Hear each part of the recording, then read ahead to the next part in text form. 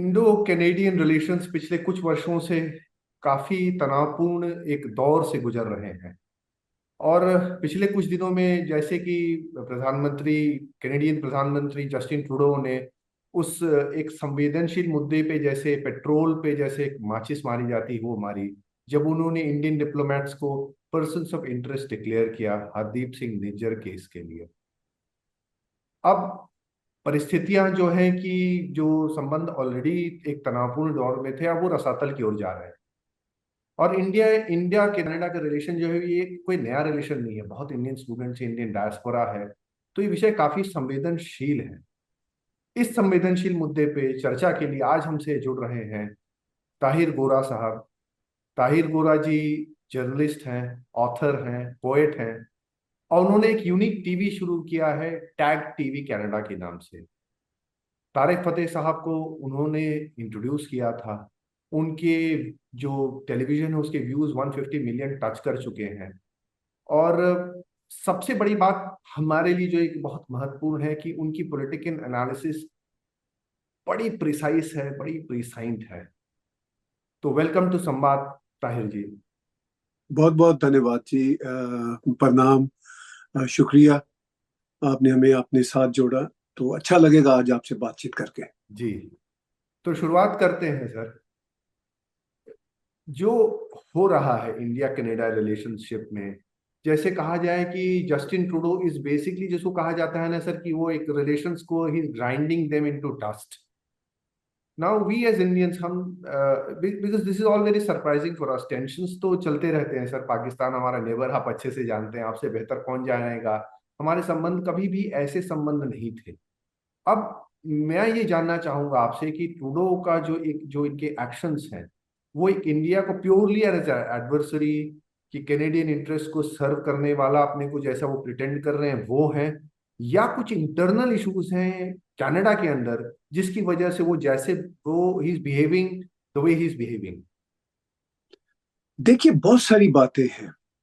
ये सिर्फ और सिर्फ ट्रूडो अकेले का गेम नहीं है। हमें पहले थोड़ा सा देखना होगा एक सेंटेंस में कि कनाडा और भारत के रिश्ते बड़े लंबे समय से को बहुत आइडियल नहीं रहे। आपको याद होगा जब एटॉमिक टेस्ट किया था भारत ने, तो Canada was one of the few countries जिन्होंने सैंक्शंस भारत पे लगाई थी। फिर वो हमारा डायस्पोरा यहाँ पे आना शुरू हुआ। आज से कुछ 40-50 साल से थोड़े थोड़े लोग आना शुरू हुए। फिर ड्यूरिंग द पास्ट 20 ईयर्स मैं खुद ऑब्जर्व कर रहा हूँ कि डायस्पोरा बढ़ते बढ़ते अब कोई ऑलमोस्ट 2 मिलियन के आसपास हैं लोग। और स्टूडेंट्स और जो अगर डाल लें तो शायद वो ढाई ढाई मिलियन बन जाएंगे लोग इस तरह। अच्छा, तो ये डायस्पोरा जब बढ़ा, इसके बढ़ने के की शुरुआत हुई थी 2000s के आसपास। तो उस समय फिर लिबरल की ही सरकार थी। उस समय के लिबरल डिफरेंट थे आज के लिबरल से। फिर मैंने अपनी आंखों से कंजर्वेटिव की सरकार आते देखा, जिसमें स्टीफन हार्पर प्राइम मिनिस्टर थे, जो भारत के अच्छे दोस्त समझे जाते थे। तो प्राइम मिनिस्टर नरेंद्र मोदी ने 2015 में, प्रॉब्लली मुझे याद है मैं उस इवेंट में था, तो उन्होंने पहली बार भारत कनाडा का दौरा किया। और उसके बाद वो नहीं आए। जब prime minister Narendra Modi ji Canada आए थे 2015 में, तो कहा जाता था कि कोई 41 ईयर्स के बाद भारत का कोई प्राइम मिनिस्टर आया था। अच्छा, वो जो शुरुआत है, देखिए कनाडा जो है, हम ब्रिटिश कॉलोनियल पावर की रेमिनेंट है। हम उनकी वो जो कहते हैं ना बाकियात का एक हिस्सा है। तो हमारा जो माइंड सेट है वो काफी उस तरह का है। तो जो मैंने बात की न्यूक्लियर टेस्ट पे इन्होंने पहले सैंक्शंस लगाई, तो वो काफी उससे तनाव चलता रहा। तो इसीलिए तो हमारे प्राइम मिनिस्टर ने 41 ईयर्स तक कनाडा का विजिट ना किया। तो जब 41 ईयर्स के बाद प्राइम मिनिस्टर मोदी 2015 में आए, और उस वक्त प्राइम मिनिस्टर हार्पर जो बहुत प्रो इंडिया थे, उन्होंने भी इमिग्रेशन भारत की खोली। उससे पहले लिबरल सरकार थी क्रिशैन की, उन्होंने भी खोली। उन्होंने फील किया कि भारतीय लोग बिजनेस में अच्छे हैं, हार्ड वर्किंग हैं और सारा कुछ। लेकिन एक मुद्दा और पैरेलल चलता रहा। वो भी पुराना था 80s से, वो खालिस्तानी मुद्दा था।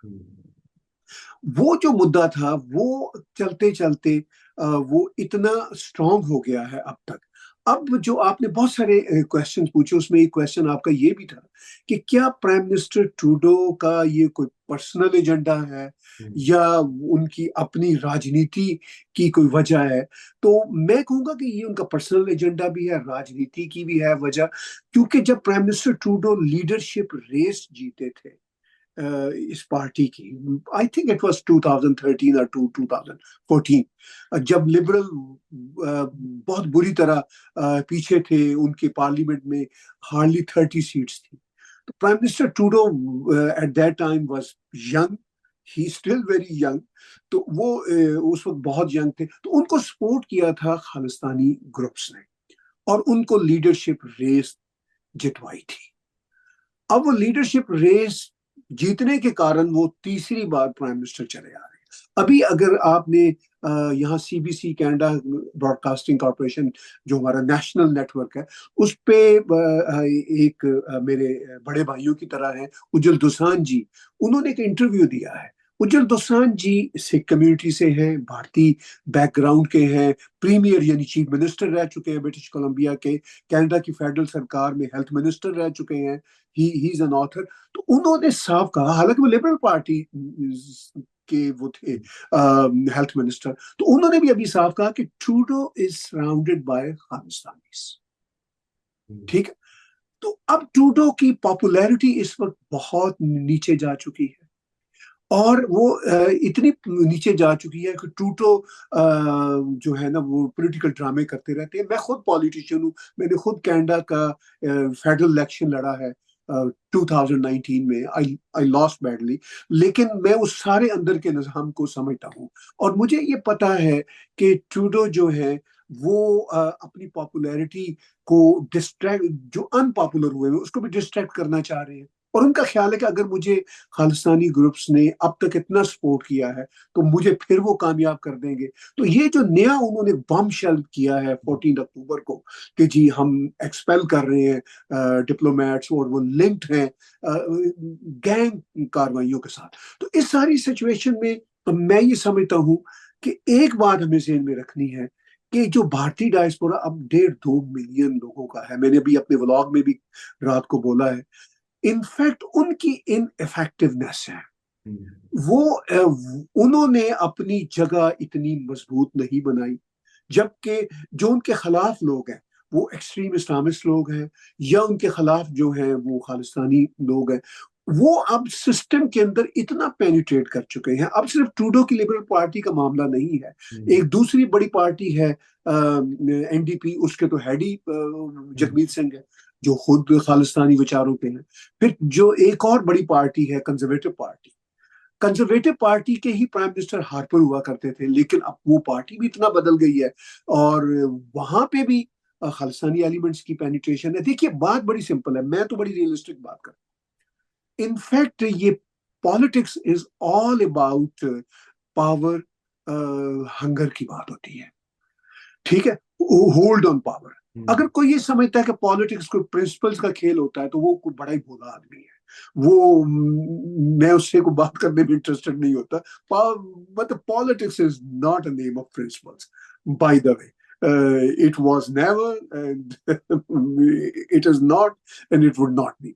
तो ये सारे का सारा पावर का खेल होता है। तो जिन्होंने पावर के इस खेल को समझ लिया है, जैसे खालिस्तानी एलिमेंट्स है, मैं तो उनको दाद देता हूँ। मतलब कि उन्होंने इस निज़ाम को समझ लिया, इस निज़ाम को ना सिर्फ हाईजैक किया हुआ है बल्कि उनका लंबे समय तक कंट्रोल रहेगा। ट्रूडो हार भी गया, इस वक्त पॉपुलर है, इससे भी कोई बहुत फर्क नहीं पड़ेगा। वो जो है ना ट्रिक्स ऑफ ट्रेड जिसको हम बोलते हैं, वो ट्रिक्स ऑफ ट्रेड को जानते हैं। हम्म, और मैं दावे से कहता हूँ, मैं अपनी कम्युनिटी, भारतीय कम्युनिटी में खुद को अपने आप को प्राउड भारतीय कहता हूँ, प्राउड हिंदू कहता हूँ, मेरा हिंदू सिविलाइजेशन ताल्लुक है, लेकिन मैं जानता हूँ सभी को, unfortunately they don't have that,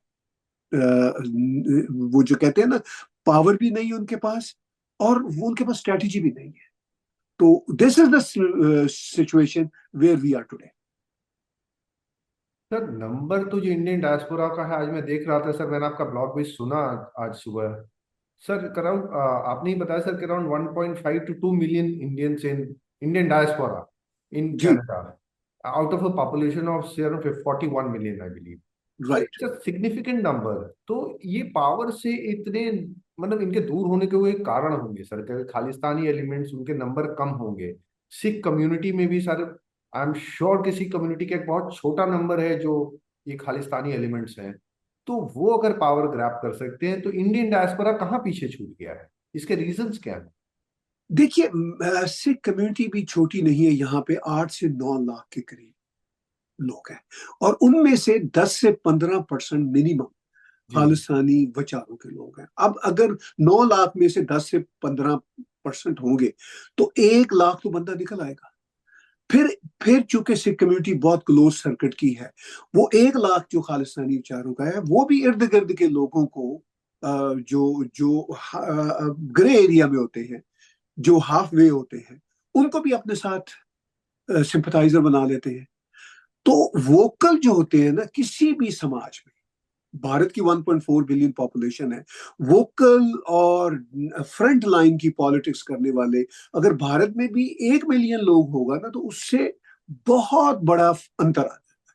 hmm. 1 million vocal in a country like Bharat, वो भी चेंज कर देते हैं भारत के। और जहां तो पॉपुलेशन ही 41 मिलियन की है, और अगर इनके पास 1 से 2 लाख लोग हैं जो कि हमें दिखते हैं फ्रैंकली, ठीक है, उनमें लीडरशिप कोई 500 हजार लोगों की होगी, इतनी होती है लीडरशिप, तो अब 1 लाख लोगों के पास ही होती है। लेकिन if they can mobilise 100,000 people on social media in the streets, ठीक है, हम्म। तो वो स्ट्रीट्स में जब उनके रेफरेंडम होते हैं, तो तब 10-20 हजार लोग दिखते हैं। अच्छा, जब उनके इवेंट्स होते हैं, यहाँ हम्म। पॉलिटिशियन जाते हैं, तो 2-4 हजार लोग तो होते हैं। यहाँ कनाडा में तो अगर प्राइम मिनिस्टर ट्रूडो अपनी राइडिंग में किसी पॉलिटिकल रैली में जाए, जो कि वाइट क्यूबैक कैनेडियंस की, तो वहां तो उसको 500 बंदा नहीं मिलेगा। हम्म। तो जब प्राइम मिनिस्टर ट्रूडो जाएगा एक बड़े इनके सेशन में, तो वहां पे तो फिर उसको मिल जाएंगे, वो देखेगा 5 हजार लोग, तो वो कहेगा वाह, ठीक है। और फिर वो प्रैक्टिकली जो अपनी स्ट्रेंथ है उसको साबित भी करते हैं। अब देखिए, कनाडा की पॉलिटिकल पार्टियों को ये पता है कि जो हमारी हिंदू बरादरी है, खास हम्म। जिनको हम शर्माते हुए इंडो कैनेडियंस कहते हैं, ठीक है, वो जो हिंदू बरादरी है, उनका ये पता है कि ये हमें पैसे भी दे देंगे, दे आर रिच पीपल, आपस में लड़ते भी रहेंगे, और ये हम पे कुछ शर्तें भी नहीं लगाएंगे। इसीलिए कंजर्वेटिव पार्टी भी हिंदू कैंडिडेट्स, अब इलेक्शन आ रहे हैं, तो उसमें जो हिंदू कैंडिडेट्स अपने लेना चाह रहे हैं, इनसे नॉमिनेशन लेना चाह रहे हैं, या जिसको हम भारत की लैंग्वेज में सीटें लेना चाह रहे हैं, उनको ड्रॉप कर रहे हैं। वो सिर्फ उन 2-4 हिंदू कैंडिडेट्स को रखेंगे जो उनकी भाषा बोले, जो ऑलरेडी उनके पास है, तो वो उनको सूट करता है। तो अब ये जो आपने कहा, इतना बड़ा नंबर होने के बावजूद इनकी क्यों पावर नहीं कोई समझता? इसलिए कि जब आप अपनी पावर को खुद एस्टेब्लिश नहीं करते, आप खुद ही अपने अंडे जो है किसी एक बास्केट में डाल देते हैं, टेकन फॉर ग्रांटेड अपने आप को लेते हैं। आप कहते हैं जी कि नहीं, जो कोई कोई चिंता नहीं है, हम तो बस आप ही के साथ हैं, पैसे भी देंगे आपको, वोट भी आपको देंगे। तो वो फिर कंजर्वेटिव पार्टी भी सोचती है कि ये तो हमारी जेब में पड़े ही हुए हैं, हम्म। इनको हमने क्या खुश करना। अपीज तो अब करते हैं जो हमसे थोड़े थोड़े नाराज रहते हैं, जो पैसा भी लाते हैं, वोट भी लाते हैं, जो ट्रूडो को जितवाते हैं, तो कुछ हमें भी वो उनका वोट शेयर मिले। हम्म। हम्म। तो इनका जो 1.5 to 2 मिलियन डायस्पोरा का है, ये पहले कहते हैं जी कि हम तो कनाडा का ही हिस्सा है, हमें तो हिंदूफोबिया भी मसला नहीं है। अब देखिए, ये जो इस पूरी दुनिया में, जब तक आप विक्टिमहुड का कार्ड नहीं खेलेंगे, हम्म। आप कामयाब नहीं होंगे। ये एक रियलिटी। अब ये प्रिंसिपल जो है ना, पता नहीं हमने कहाँ सजा के रखे हुए हैं, माथे पे लगा के रखे हुए हैं। अगर हम, मैं ये अपने व्लॉग में भी कहता हूँ, बार बार कहता हूँ, अगर हम चाणक्य जी से ही स्ट्रेटेजी सीख लें कि प्रिंसिपल्स क्या होते हैं, उनके उनको पता था कि राजनीति में प्रिंसिपल्स जो होते हैं वो वेरिएबल होते हैं, हम्म। कोई सर्टन नहीं होते हैं, जी। और वो चेंज होते हैं। और जो हमारा एक भारतीय भाषा का एक एक्सप्रेशन है, जैसा देश वैसा भेष। कि जो हालात है उसके मुताबिक अपने आप को करना होता है। बिजनेस में भी यही होता है ना। अब अगर हम बिजनेस में ये कहें जी कि मैं बिजनेस तो प्योर प्रिंसिपल्स की बेस पे होगा, तो वो आपके साथ वाली हट्टी वाला वो सारा आपका बिजनेस ले जाएगा। तो अब इन्होंने जो जो ट्रिक्स ऑफ ट्रेड होते हैं जो चेंज होते रहते हैं, 24 घंटे चेंज होते रहते हैं। किसी का पहले कैफेटेरिया था, तो उसको पता चला अब इंटरनेट आ गया, तो वो इंटरनेट कैफेटेरिया हो गया। अगर वो चेंज नहीं होगा वो कैफेटेरिया, वो बस कैफेटेरिया ही रहेगा। और साथ वाला मॉडर्न स्टाइल से इंटरनेट कैफेटेरिया ले आया है या पेट कैफेटेरिया बना दिया है, तो दुकानें तो उनकी चली। तो वो जो ट्रिक्स ऑफ ट्रेड को ये अभी पकड़ नहीं पा रहे। मैं चूंकि सभी ऑर्गेनाइजेशंस को जानता हूँ, मेरे संबंध है।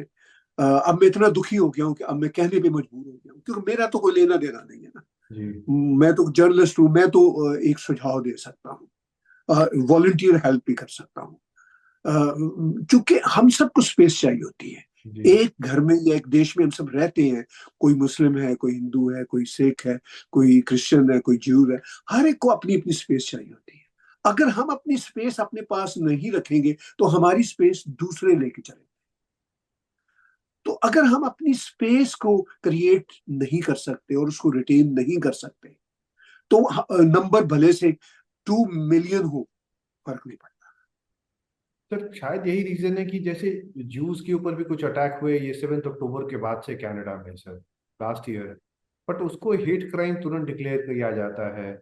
एक जू अभी मैंने देखा सर, कोई पैलेस्टीनियन ऑर्गेनाइजेशन है जिसको उन्होंने बैन किया है कैनेडियन गवर्नमेंट ने। और समहाउ हिंदूज इतने मोबिलाइज ने, इवेंट्स तो काफी बड़े बड़े करते रहते हैं सर, आप भी कहते रहते हैं इवेंट्स तो काफी बड़े करते हैं, तो क्राउड तो मोबिलाइज कर रहे हैं, बट शायद इनफेक्चुअल है, इनफेक्टिव। देखिए, जो बड़े बड़े इवेंट्स कर रहे हैं वो बॉलीवुड के हैं, सेलिब्रिटीज के हैं। जी। खाना खाया, फोटो खिंचवाई, तालियां बजाई, चले गए। मैंने आज तक इनका किसी पॉलिटिकल अवेयरनेस के लिए बड़ा इवेंट नहीं देखा। अच्छा, ये अगर किसी मंदिर में या किसी बैंक्वेट हॉल में प्राइम मिनिस्टर को बुला ले या किसी बड़े पॉलिटिकल पार्टी के लीडर को अपोजिशन के बल बुला ले, तो बस फोटो खिंचवाने में बिजी रहेंगे। ठीक है, उनसे अपनी अपनी शर्तें, अपनी मांगे नहीं बनवाते। उनको 2 लाख, 3 लाख, 5 लाख डॉलर का चेक भी दे देंगे। ठीक है, लेकिन उनको ये भी कहते हैं कि भाई हम तुम्हें तब देंगे जब तुम हमारी बात सुनोगे, क्योंकि बाकी कम्युनिटी तो ऐसे ही कहती है। जी। अभी आपने जूश कम्युनिटी की बात की, जूश कम्युनिटी के नंबर्स बहुत कम है as compare to Indo Canadians. ठीक है, अब वो कोई रफली 500,000 के आसपास है जूश। अच्छा, वो भी बहुत पॉलिटिकल करेक्टनेस में रहते हैं, बिकॉज जूश का तो पता ही नहीं चलता ना कि ये ज्यू है या क्रिश्चियन है, वो मेन स्ट्रीम के ही दिखते हैं। और जूस यहाँ पे ज्यादातर जो है वो तीसरी चौथी जनरेशन के हैं। और वो भी मतलब लेकिन अभी उनको जब चोट पड़ी, वरना तो वो सब इस्लामिस्टों के साथ और सबके साथ बड़े जूश बड़े प्यार से रहते थे कि हाँ जी बड़े ये अच्छे लोग हैं। लेकिन अब जब उन्हें ये इशू आया उनके सामने, उनको पता चला कि कितना खतरनाक है। लेकिन जूश चूंकि सिस्टम का हिस्सा है, वो मत पता भी नहीं होगा हमें जूश और जो कोट अनकोट वाइट कैनेडियन है, फर्ज कीजिए कोई स्टीफन है, फर्ज कीजिए हमें नहीं पता होगा कि जो स्टीफन हो सकता है वो जू, वो इतने सिस्टम में हुए वो तो पुराने हैं ना यहाँ पे। फिर वो जूदा क्रिश्चियन कल्चर एक ही है। अच्छा, हम भारतीयों का हम हैं बॉलीवुड के इमोशनल, कि इधर इसराइल पे अटैक हुआ, हम सब पहुंच गए जी, इसराइल के लिए हमायत कर दी, सब कुछ कर दिया, फलां कर दिया, ढीम कर दिया। अच्छा, भारतीय सरकार बैलेंस बात कर रही होती है। जनता हमारी, अगर आप सोशल मीडिया पे देखेंगे तो वो इसमें होता है कि यार चूंकि उनको मुस्लिम से वो बहुत तंग है बड़े लंबे समय से, तो वो फिर जूस की हमायत हो जाते हैं। अच्छा, यहाँ पर भी जो हमारी इंडो कैनेडियन है वो सारे ही हो गए। लेकिन ये नहीं सोचते कि कभी किसी जूश ऑर्गेनाइजेशन ने इनके हक में आवाज उठाई है। कभी किसी जूश ऑर्गेनाइजेशन ने कहा हो, कनाडा की जूश ऑर्गेनाइजेशन या इसराइल की सरकार ने कभी कहा हो कि भाई ये खालिस्तानी जो इशू है अब्रॉड, जो इंडिया से बाहर हो रहा है जो कुछ, ये ठीक नहीं है। अच्छा, वो तो आवाज उठाते नहीं। ये ऐसे ही हम इमोशनल लोग हैं, छलांगे लगाते फिरते हैं अपनी लाइकिंग और डिसलाइकिंग की बेस पे। ठीक है, तो मैं खुद भी इसराइल की पॉलिसियों का सपोर्टर हूँ, मैं खुद इसराइल के राइट टू एग्जिस्ट का बहुत बड़ा सपोर्टर हूँ। लेकिन हम पंजाबी में कहते हैं कि भाई मैं, मुझे क्या जरूरत पड़ी हुई है इसराइल का मामा बनने की, इसराइल को तो मेरी परवाह नहीं है, जी या जूश कम्युनिटी को तो मेरी परवाह नहीं है। ठीक है, तो मैं उनके खिलाफ तो नहीं बोलूंगा, लेकिन मुझे छलांगे लगाने की क्या जरूरत पड़ी हुई है। अच्छा, जी तो इस सारी सिचुएशन में अब वो तो इतने स्ट्रांग है कि उनके खिलाफ जरा सा कुछ हुआ, अब देखिए प्राइम मिनिस्टर ट्रूडो का वोट बैंक है मुस्लिम कम्युनिटीज के साथ भी, खालिस्तानी कम्युनिटीज के साथ। अब मुस्लिम कम्युनिटी का वोट बैंक रखने के लिए वो उनसे कहते रहते हैं जी कि मैं प्राइम मिनिस्टर नेतन्याहू से खुश नहीं हूं, ये बात तो बाइडेन भी कह देते हैं। ठीक है, लेकिन साथ ही ट्रूडो कहते हैं कि अगर ईरान ने इसराइल पे हमला किया तो हम इसराइल के साथ खड़े हम्म, हैं। यानी फिर ये पावर है ना जूश कम्युनिटी की। जी तो मैं वही बात कर रहा हूँ कि प्रिंसिपल प्रिंसिपल पे पता नहीं हम क्यों ऐसे ही स्टक रहते हैं कि जी ये प्रिंसिपल हो गया, उसने ये कह दिया। वो मुंह दिखावे के होते हैं सारे के सारे प्रिंसिपल्स। इनफैक्ट इस दुनिया का पूरा खेल इंटरेस्ट बेस्ड और पावर बेस्ड रहा है, हम्म, और आज के समय में वो और हो गया है। लेकिन वो जो फैंसी वर्ड्स हैं और वो जो चलता रहता है, जो लिप सर्विस है, उससे फिर हम भी कहते हैं, अपना टाइम वेस्ट करते रहते हैं कि जी ओ ये वीडियो देखे, इसमें तो ये सच साबित हो गया। तो वही वही वो तो बस दिखाने के लिए है, जी मुंह दिखावे के लिए है। असल बात, मैं बार बार कहता हूँ कि चाणक्य जी से हम भारतीय तो कुछ सीख रहे हैं। तो बस ये है खेल, हम सीख नहीं रहे। सर, एक इंसिडेंस में आपसे समझना चाहूंगा, कनाडा का इंसिडेंस है सर, आपसे बेहतर कौन जी इसको समझा पाएगा सर। महाराजा महाराजा रंजीत सिंह की एक मूर्ति वैंडलाइज हुई सर, ब्रैम्पटन में शायद, पॉसिबली, अब क्लैरिटी तो नहीं सर, पर पैलेस्टीनियन एक्टिविस्ट थे सर। मैंने खालिस्तानी एलिमेंट्स जो इतने वोकल अदरवाइज हैं, बड़े रेडिकल हैं सर, मतलब वर्चुअली सर तन से जुदा पे टाइप से उस बोर्ड में रहते हैं जी, सर, कुछ मैंने सुना नहीं उनकी तरफ से। देखिए वो हुआ क्या था, वो मेरे ऑफिस के बिल्कुल पास एक प्लाजा है जहां पे उनका स्टैच्यू लगा हुआ था जी महाराजा रंजीत सिंह का। ठीक है, तो वो बिल्कुल मेरे ऑफिस के पास है। मैं गया भी फिर उसके बाद देखने के लिए, फिर मैंने इस पे थोड़ा जर्नलिस्टिकली इन्वेस्टिगेट भी किया। तो थोड़ी सी दो चार ट्वीट्स आई थी जब ये इंसिडेंट हुआ। तो फिर मुझे पता चला कि वो जो प्लाजा की एडमिनिस्ट्रेशन है, वो सारा पंजाबी प्लाजा है, तो उनसे फिर पैलेस्टीनियन मिले, उन्होंने सॉरी वॉरी किया, क्योंकि जो हमारे खालिस्तानी एलिमेंट्स हैं वो बड़े स्मार्ट हैं। उन्होंने क्या किया हुआ है कि उन्होंने जब हमास की टेररिज्म के बाद जब जंग छिड़ी थी, जब इसराइल ने अटैक किया गजा पे 7 अक्टूबर 2023 के बाद, तो उस वक्त खालिस्तानी लीडरों के वीडियो आए थे जिसमें उन्होंने कहा था कि हम पैलेस्टीनियंस के साथ हैं। हम्म, और उन्होंने तो यहाँ तक कह दिया कि हम तो वहां पे जाने के लिए भी तैयार है पैलेस्टीनियंस को, उनको फ्रीडम दिलवाने के। जी जी लेकिन बाद में मुझे पता चला एज ए जर्नलिस्ट कि उनसे फिर कुछ अमेरिकन भी मिले, पैलेस्टीनियन लीडरशिप से कुछ कैनेडियन भी मिले, उन्होंने कहा कि भाई ये ना बातें करो। उसके बाद फिर ऐसा कोई वीडियो नहीं आया। ठीक है, क्योंकि सारा खेल तो पावर का और इंटरेस्ट का जी है ना। वो तो कह दिया उन्होंने उस वक्त इमोशन में, क्योंकि वो भी हमारे पंजाबी ही है, तो मेरी तरह ही इमोशनल है, तो उन्होंने कह दिया एक दफा, वो जिसे कहते हैं हीट ऑफ मोमेंट जिसको हम बोलते हैं, तो उसमें कह दिए। फिर उसके बाद वो चुप हो गए। अब जब ये वाकया हुआ, ये इसलिए वाकया हुआ कि उसी एरिया में प्राइम मिनिस्टर ट्रूडो ने उस दिन जाना था। तो वो पैलेस्टीनियंस पहुंच गए और उन्होंने कहा कि हम प्राइम मिनिस्टर ट्रूडो को एक प्रोटेस्ट कॉल देते हैं। ठीक है, तो प्राइम मिनिस्टर ट्रूडो उनका भी प्रेशर ले लेते हैं। प्राइम मिनिस्टर ट्रूडो बड़े स्मार्ट आदमी है, वो हम्म, उनका भी प्रेशर ले लेते हैं, इसराइलियों का भी प्रेशर ले लेते हैं। करना वही होता है ट्रूडो ने जो जी उनको सूट करना होता है। जी इधर लिप सर्विस कर देते हैं पैलेस्टीनियन के लिए, उधर जो है ना जो जो आर्म्स है, असला जो है, वो इसराइल को रवाना कर देते हैं। ठीक है, तो अब उन्होंने ये सारा सीन, तो अब वो जो स्टैच्यू किया, तो थोड़े से दो चार ट्वीट आए, मैंने देखे। उसके बाद मुझे पता चला कि इनका पैचअप हो गया। पैलेस्टीनियंस ने कहा कि भाई हम तो यहाँ पे, ये हमें नहीं पता था ये किनका स्टैच्यू है, हम तो यहाँ पे आए थे ट्रूडो के खिलाफ प्रोटेस्ट करने, ये ऊंची जगह पे लगा हुआ था, तो हमने कहा इसके ऊपर अपने झंडे लगा देते हैं। तो यार सॉरी यार, तो you and I R on the same पे। उन्होंने कहा जी सॉरी सॉरी, कोई गल नहीं है, चाह पियो, ते अगे ठहरो। तो ये मतलब प्रिंसिपल्स का तो मामला ही नहीं था ना सर आइडेंटिटी जब ये तक फायदा लेने की हो तब तक तो ठीक, जहां तक फायदा ना हो हाँ, तो दूसरा रास्ता ले ले। वो तो पैचअप हो गया था जी। तो तुरंत ही। सर अब थोड़ा आगे बढ़ते हैं सर, एक और जी बड़ा जी जी इंपॉर्टेंट जी टॉपिक है। खालिस्तान जी का शुरू से प्रमोशन आईएसआई ने ही किया सर, उनका ही क्रिएशन रहा सर। तो अभी कल मैं एक देख रहा था सर कि कैनेडियन सिक्योरिटी इंटेलिजेंस सर्विस की जो डायरेक्टर है वेनिसा लॉयड, वो टेस्टिफाई कर रही जी। थी before the foreign interference inquiry, and very हाँ जी clearly she said that Pakistan, मैं उनको कोट कर रहा हूं, that Pakistan conducts intelligence ops and transnational repression in Canada with the goal of supporting Khalistani terrorism. Now, she is जी। the director of Canadian Security Intelligence Service. Right. So obviously, it must be having some substance. Sir. So, जी how देखिए, active is ISI in Canada right now? Because I heard that a lot of दोनों बातें। generals have retired and they have shifted to Canada. जी जी ऐसा जी तो बहुत रहता है उनके पास. So, how ji active is ji. ISI?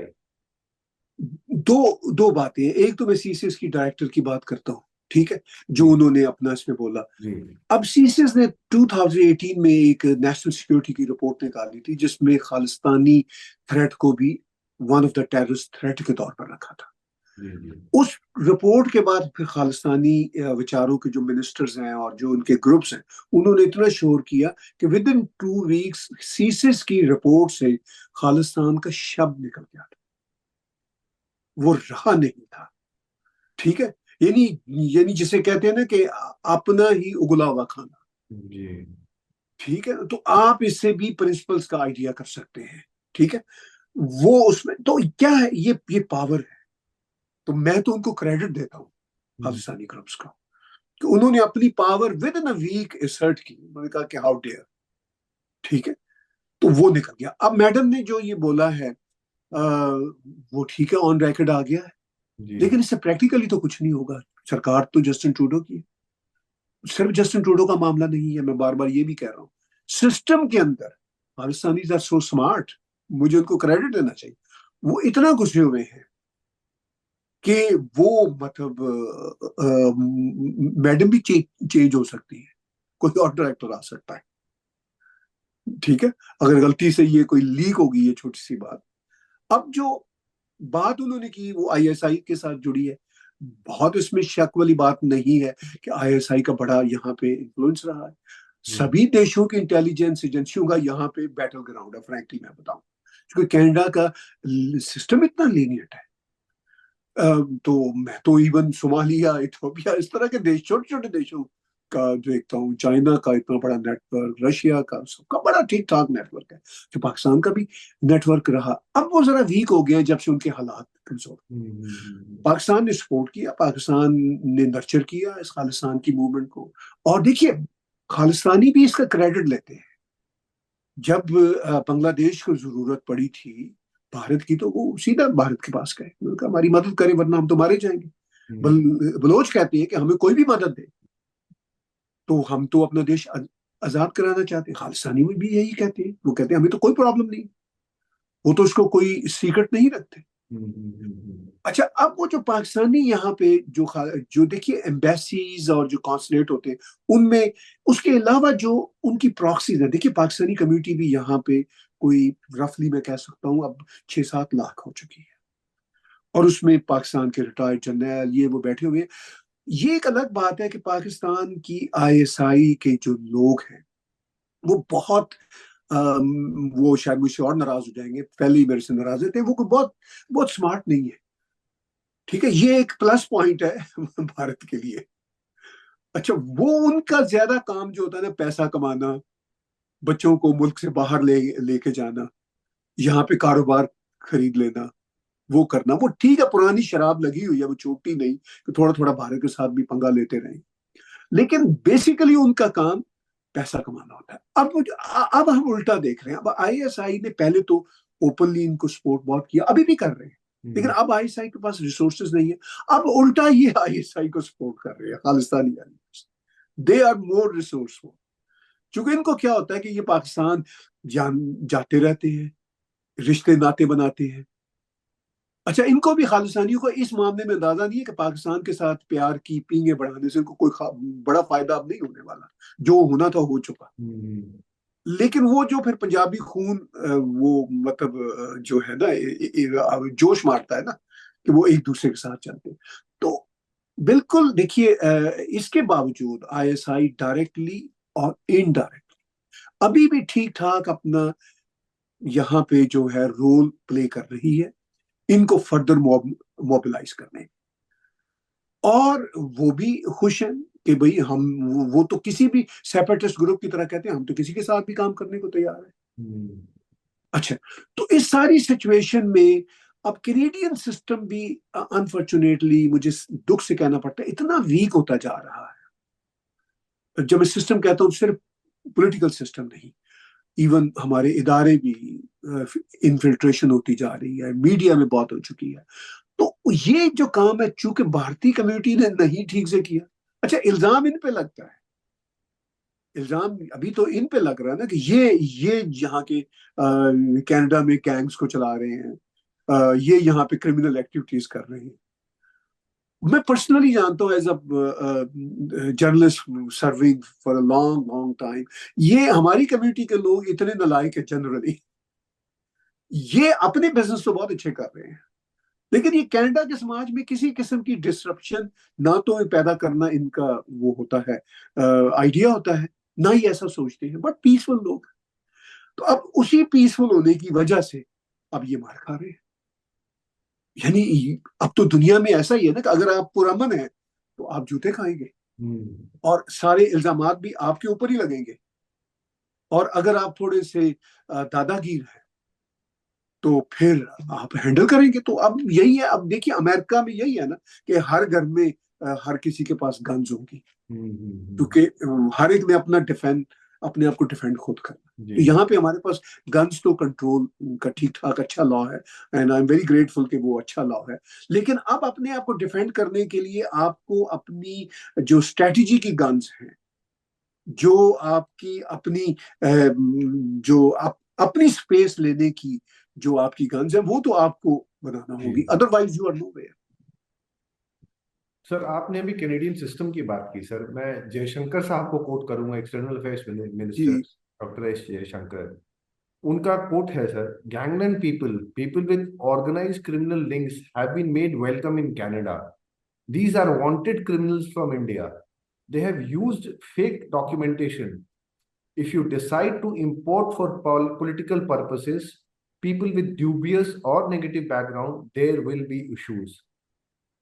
Sir ये तो गैंगलैंड ऑर्गेनाइज क्रिमिनल लिंक से सर हम लोग पाकिस्तान के बारे में सुनते थे ज्यादातर, वेस्टर्न वर्ल्ड के बारे में कम सुनाई देता था कि इस तरह से ऑर्गेनाइज्ड है कि लोग, एस एस मान जो यहाँ पे पॉलिटिकल लीडर भी हैं, पुराने खालिस्तानी सपोर्टर हैं, उन्होंने एडमिट भी किया कि किस तरह से लोग जा रहे हैं। मेरा प्रश्न सिर्फ आपसे सर यही है कि इस कनाडा बिकमिंग द पाकिस्तान और द वेस्टर्न वर्ल्ड। देखिए, दो बातें हैं। पहले तो मैं जो आपने कोर्ट की बात फॉरेन मिनिस्टर जयशंकर जी की, वो सीजन है, उन्होंने ये बातें बहुत दफा कही। एक वीडियो क्लिप भी उनका वायरल रहता है, फिर वो गाहे गाहे इस तरह की स्टेटमेंट देते हैं, वो बिल्कुल ठीक स्टेटमेंट देते हैं। लेकिन अब आप देखिए कनाडा ने अभी 3 दिन पहले किया है, कनाडा ने किया कि इनफैक्ट ये जो गैंग्स है ये आप ही ने भेजे हैं और ये आप ही हम कंट्रोल करते हैं। और ये गैंग्स जो है प्रिसाइजली ज्यादातर वो पंजाबी गैंग्स हैं, वो आप जानते हैं उनके नाम। तो अब वो कनाडा की आरसीएमपी ने अपनी जो प्रेस कॉन्फ्रेंस में 2 रोज पहले नाम लेके उन गैंग्स का कहा कि ये they are linked with Indian government. पर सर अब उनके एक्स्ट्राडिशन की जब जब बात हुई है sir, they have not responded. हाँ, वो तो सर आप तो बात प्रिंसिपल्स की फिर कर रहे हैं ना। यहाँ पे कोई प्रिंसिपल की खेल नहीं रहा। जी। यहाँ पे तो ये है कि आपने एक एलिगेशन लगाया, आप वही एलिगेशन पलटा के आपके मुंह में मार, ठीक है। वो हम तो अभी तक इस चक्कर में फंसे हुए हैं ना कि जी ये लॉजिक है, ये प्रिंसिपल्स है, ये लॉ है। वो बस बातें हम अपने ना जेहन में ही रखें। अब ये खेल नहीं रहा। अब खेल ये रहा कि अच्छा तुम मुझे मेरे ऊपर एलिगेशन लगाते हो। जी। वो बच्चे स्कूल में लड़ा करते थे ना, वो कहता था तुमने मेरा वो जो है बस्ता चुराया, उसमें से पेन निकाला है। तो दूसरा बच्चा कहता था नहीं, मेरा पेन तुम ले गए हो। पर सर अगर आप इंपोर्ट करेंगे सर ऐसे लोगों को, सर ये सारी जी चीजों को अगर हम लोग अलग भी रख दें सर, टिट जी फॉर जी जी टैट को जी भी अलग रख दें सर, अगर आप जी। इंपोर्ट करेंगे ऐसे एलिमेंट्स को, तो सर नतीजा तो वो तो नोन है सर कि अगर आप ऐसे एलिमेंट्स को ले आएंगे तो क्या होने वाला है नतीजा फिर। ये एक जिसको क्या कहा जाए ना, एक propensity to invite such elements, ये हमारी समझ के बाहर है। देखिए, ये सब कुछ हमने यूके में नहीं देखा। कनाडा तो अभी नया नया इसमें आया। जी यूके में जिस तरह की इमिग्रेशन ओवर द पीरियड हुई है कि अब यूके के बहुत सारे इलाकों को no go area sort of जी। दिया, फ्रांस में आपने और हमने देखा। बेल्जियम में है सर। ठीक है ना जी। तो ये कोई नया फिनोमेना नहीं है वेस्टर्न वर्ल्ड। अब कनाडा में ये जो गिफ्ट है, अब कनाडा में आ रहा है, काफी आ चुका हुआ है। अच्छा, फिर जो व्हाइट मैन है ना, उसका ये भी सोचता है कि यार ये ब्राउन मैन की लड़ाई है, कालों की लड़ाई होती है। वो कहते थे ये black gangster against black gangster. हमारी तो ये, I am sorry to use the word, वो कहते हैं हमारी तो ये सब ऐस लेकिन करते हैं, हमें तो कोई इशू नहीं। हम तो अपनी बीचेस पे जा रहे हैं, हम तो वहां पे जाके नहा रहे हैं, बियर पी रहे हैं। तो वहाँ हमारी लाइफ को तो मसला नहीं है। ये इनके अपने गेटोस के मसले हैं। हम्म। ठीक है। अगर नॉन गो एरिया बन भी गए तो हम कौन सा पहले जाते हैं? ये खुद ही वहां पे जाते हैं, निहारी खा लेते हैं और वहां पे जाके पकौड़े खा लेते हैं। और जब हम जाते हैं तो हमें हमें तो बड़ा प्रोटोकॉल कि गोरा आ गया। ठीक है ना। तो वो तो बिछ बिछ के हमारे सामने आते हैं। हम्म। तो अब व्हाइट मैन का जो वेस्टर्न वर्ल्ड में जो जो जनरली है ना विजन, वो बस इतना ही हो गया है। हम्म। ठीक है। तो वो कह रहे हैं कि अच्छा, सस्ती लेबर भी आ रही है और हाँ, हमारे तो बच्चे अब काम भी नहीं करना चाहते। तो ठीक है, सारे कॉफी शॉप्स भी इनके हवाले करो, सारे बिजनेसेस भी इनके हवाले करो, वो खरीदी जा रहे हैं। अच्छा, जिस जिस घर की जो गोरों के घर होते थे हमारे इलाकों में, आज से कुछ ज्यादा देर की बात नहीं, आज से 7-8 साल पहले जो 500,000 का होता था, अब वही घर 1.5 मिलियन का है। मैं आपको एग्जैक्ट लिंक बता रहा हूँ। जी। तो गोरे अपने घर बेच रहे हैं, कह रहे हैं यार कितना अच्छा हो गया, इनके आने से हमें $1 मिलियन की एप्रिसिएशन मिली है। वो $1.5 मिलियन पकड़ते हैं और वो जिसको हम कहते हैं व्हाइट फ्लाइट, वो को 50 मील दूर जाकर लेक के ऊपर एक बड़ा बड़ा सा फार्म हाउस रहते हैं। वो कहते हैं चले वहां वहां पे जो हमारे इलाके थे, अब वहां पे ये ब्राउन आ रहे हैं, तो ठीक है रहे वहां पे। हमें तो उन्होंने $1-1 मिलियन की एप्रिसिएशन। सारा खेल इंटरेस्ट और पावर हंगर का। आपका बेसिक क्वेश्चन ये है कि ये जो अल्टीमेटली डिस्ट्रॉय तो करेगा ना सोसाइटीज को, जी। तो जब गोरे को परवाह ही नहीं रही यहाँ जी। की डिस्ट्रक्शन की, तो फिर हम उसको कैसे समझा सकते जी। हैं? ये परवाह तो चेक रिपब्लिक वाले कर रहे हैं जी। या पोलैंड वाले कर रहे हैं। ठीक है। या वहां पे स्लोवेनियन वाले कर रहे हैं। मैं बाय द वे 2 घंटे बाद स्लोवेनिया ही जा रहा हूँ। तो या वो जर्मनी वाले अब रख रहे हैं। ठीक है, जर्मनी ने बहुत सीखा। तो वो अपना कुछ बचाव कर लेंगे। हमें अब अपने बचाव की ना कोई फिक्र नहीं रही। जो गोरा होता है वो कहता है यार ये लड़ रहे हैं, हमारा तो इतना बड़ा देश है, हम तो अपनी जो बस्तियां हैं वो जरा अच्छी पीसफुल जगह पे बना लेंगे, हमें ये कुछ नहीं। ये सर मैं हमारा इशू। आपको इंटरप्ट करना सर मेरी मजबूरी हो गई क्योंकि समय खत्म हो रहा है सर, काफी जी थे। जी जी जी जी तो सर बहुत कुछ जानने को मिला और बहुत सारे प्रिंसिपल्स जानने को मिले जो जनरली लोग जानते हैं लेकिन बोलते नहीं हैं। तो मैं आपका बहुत बहुत धन्यवाद देना चाहूंगा। मैं आपसे गुजारिश करूंगा कि आप हमसे आगे भी जुड़ते रहें सर, और इस तरह की जी जी। चर्चा से सर हमारी नॉलेज और हमारा एक जो हमारा दायरा है वो भी बढ़ाते रहे। बहुत नहीं, बहुत thank you very much. Thank you very much. मैं धन्यवाद। बहुत शुक्रगुजार हूँ, आज से आपसे अच्छी बात हुई। और